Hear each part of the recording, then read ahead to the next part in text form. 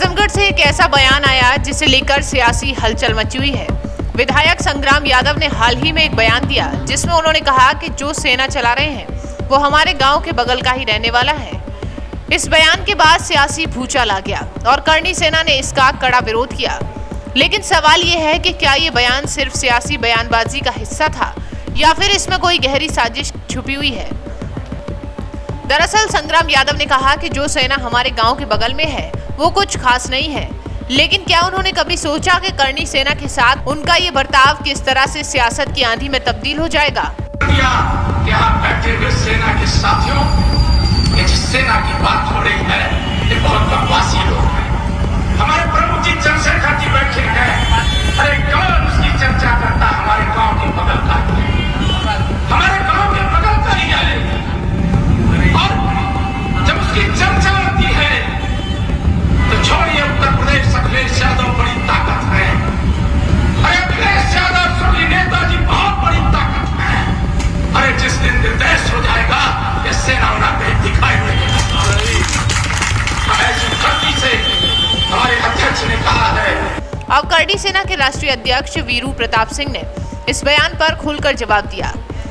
उन्होंने कहा कि विधायक जी आप हमारे गांव के बगल के हैं और मैं संविधान के दायरे में रहकर बात करता हूं। अगर आप ये समझते हैं कि आप मेरे बारे में जो कहें हम चुप रहेंगे तो ऐसा बिल्कुल होने वाला नहीं है। वीर प्रताप सिंह ने विधायक संग्राम यादव को केवल सियासी नहीं बल्कि संविधान के दायरे में रहकर चुनौती दी।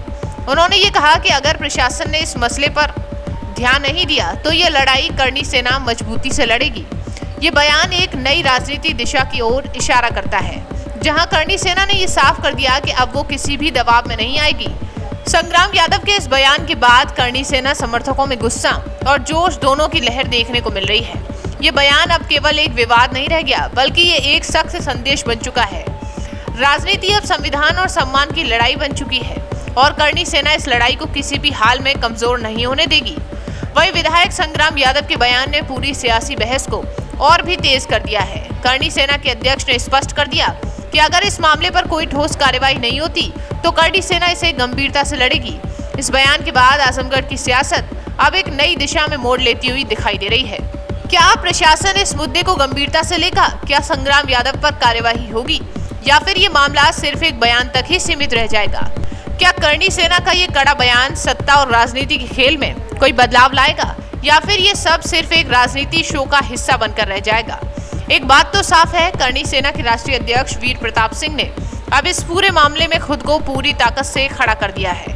अब देखना यह है कि क्या सरकार और प्रशासन इस मुद्दे पर कोई कड़ा कदम उठाएंगे या फिर इसे दबाने की कोशिश की जाएगी।